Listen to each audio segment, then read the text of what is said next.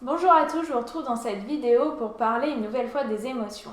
La dernière fois, on avait défini les termes, vu les émotions primaires et comment ça se développait dans l'enfance. Aujourd'hui, je vous propose de parler des compétences émotionnelles. Alors pour cela, je vais faire référence à un livre qui a été écrit par 4 spécialistes sur la question et qui se nomme « Les compétences émotionnelles ». Je vous mettrai le lien en description. Alors commençons tout de suite par la première compétence émotionnelle. La première compétence émotionnelle, il s'agit d'identifier nos émotions. Alors, identifier nos émotions, c'est les identifier d'un point de vue intrinsèque, c'est-à-dire pour soi, les émotions qu'on ressent, mais également extrinsèque, c'est-à-dire identifier les émotions chez nos interlocuteurs. Donc ça permet d'une part de mieux se connaître, mais d'autre part de comprendre les attentes de nos interlocuteurs. Quand on est adulte, on peut identifier nos émotions, à savoir ce qui se passe à l'intérieur de notre corps, être à l'écoute de ses sensations corporelles.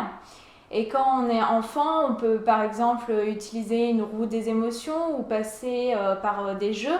Aujourd'hui, il existe plein de jeux de société pour permettre d'identifier et d'exprimer ses émotions, adaptés aux petits.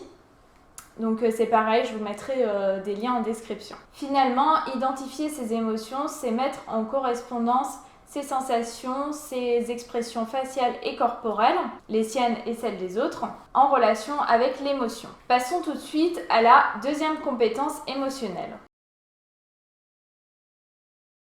La deuxième compétence émotionnelle, il s'agit de comprendre ses émotions. Nos émotions, elles nous indiquent le niveau de satisfaction de nos besoins. Donc quand je parle de besoins, c'est les besoins physiologiques, mais également psychologiques, psychomoteurs. J'en parlerai plus en détail dans une prochaine vidéo.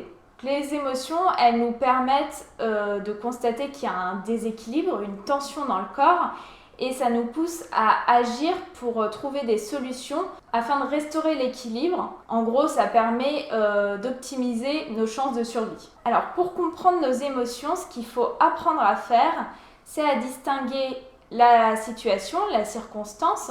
On va prendre le cas d'une critique, d'une remarque qu'on peut faire à notre encontre. De l'émotion, qui est liée par les pensées qu'on entretient. Ça peut être de la tristesse, de la colère, et du besoin qui n'est pas satisfait. Là, en l'occurrence, il s'agirait plutôt d'un besoin de reconnaissance, de respect. Alors, ce qu'il faut mettre en œuvre, c'est des moyens pour satisfaire nos besoins. Et ce qu'on constate, c'est que les individus qui ont recours à des moyens intrinsèques, c'est-à-dire qu'ils vont soit modifier leurs pensées, soit avoir recours à des techniques physio-relaxantes, de relaxation, méditation, etc., ils sont en meilleure santé mentale et physique que les individus qui ont recours à des moyens extrinsèques, c'est-à-dire qu'ils vont se tourner vers l'alcool, la nourriture, toutes sortes d'addictions ou de la violence. Cette capacité de compréhension des émotions, donc c'est la capacité à accueillir ces émotions, à comprendre le besoin qui se cache derrière et à agir pour satisfaire ce besoin. Abordons maintenant la troisième compétence émotionnelle. Il s'agit de l'expression des émotions, car mettre en mots ce qu'on ressent, ça permet d'abaisser la charge émotionnelle. Par contre, ce qui peut être compliqué, c'est d'apprendre à exprimer ses émotions avec des mots justes qui correspondent vraiment à comment on se sent à l'intérieur et au bon moment. Donc ça peut nécessiter un apprentissage. Donc masquer ses émotions, ça augmente les réactions physiologiques et donc l'émotion. Et on aura tendance à avoir plus d'émotions négatives et moins d'émotions positives. Passons maintenant à la quatrième compétence. La quatrième compétence, il s'agit de la régulation des émotions. Donc pour cela, il s'agit de repérer les émotions dysfonctionnelles. Quand je parle d'émotions dysfonctionnelles, c'est des émotions qui ne sont ni en accord avec nos valeurs, nos besoins ou qui sont inappropriées au contexte. Ce qu'il faut comprendre, c'est que ce n'est pas la situation qui déclenche l'émotion.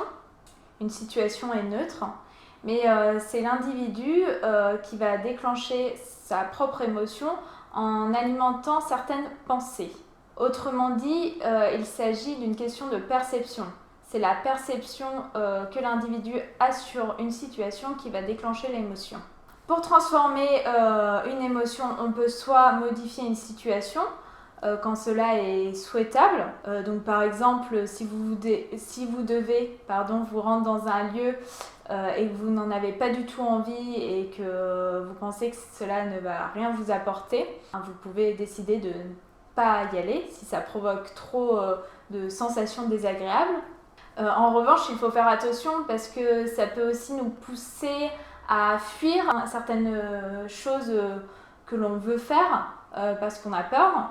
Par exemple, si on a envie de prendre la parole en public sur un certain sujet ou envie d'avoir une discussion avec une personne et que ça nous semble important et bénéfique pour nous, il vaut mieux changer ses pensées que la situation.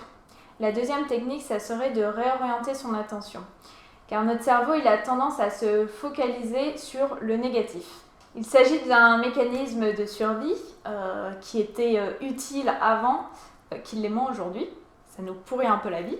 Mais ce que nous pouvons faire, c'est réorienter consciemment notre attention sur des choses qui sont positives, agréables. La troisième solution, c'est un changement cognitif. Donc là, c'est un peu ce que j'ai dit auparavant, quand on ne peut pas changer ou qu'on ne souhaite pas changer une situation, ça serait de modifier la perception qu'on a sur cette situation et nos pensées. Et pour cela, il y a par exemple le modèle de Brooke Castillo, donc qui différencie la circonstance, les pensées et émotions qu'on a à propos de cette situation et les comportements qu'on adopte et qui nous permet de prendre de la distance et, si on le souhaite, modifier ses pensées pour modifier ses actions. La quatrième technique, ça serait tout simplement de partager avec autrui, d'exprimer ses émotions. Et enfin, la cinquième technique, ça serait de pratiquer des techniques physio-relaxantes. Donc le yoga, la méditation, la relaxation, il y a plein de méthodes différentes, à vous de trouver celle qui vous convient. Passons maintenant à la cinquième compétence. La cinquième compétence, c'est l'utilisation des émotions. Car nos émotions, elles influencent nos comportements, nos décisions, nos actions. Donc quand on a acquis les 4 compétences émotionnelles précédentes, on peut améliorer ses choix, son bien-être, son efficacité, mieux définir ses objectifs et les moyens pour les atteindre. Ce qu'il ne faut pas oublier, et j'insiste sur ça, c'est que les émotions, ce sont des messagers, elles nous informent sur un besoin qui n'est pas comblé. Donc c'est essentiel de comprendre non seulement ses besoins, mais également ses valeurs, son système de croyances, pour avoir des actions en adéquation avec nous-mêmes. Et la bonne nouvelle dans tout ça, c'est que les compétences émotionnelles, ça peut s'acquérir et s'améliorer à tout âge de la vie grâce à la plasticité cérébrale. Donc c'est un mécanisme qui nous permet à tout âge de créer de nouvelles connexions, de nouveaux réseaux neuronaux. Mais alors pourquoi c'est si difficile pour bon nombre d'entre nous de comprendre et d'exprimer ces émotions? Alors ça, on le verra dans une prochaine vidéo où je parlerai des émotions dans la société. Voilà, ça sera tout pour cette vidéo, donc n'hésitez pas à mettre un j'aime, à vous abonner, à commenter si vous avez des questions et je vous retrouve très prochainement. À bientôt!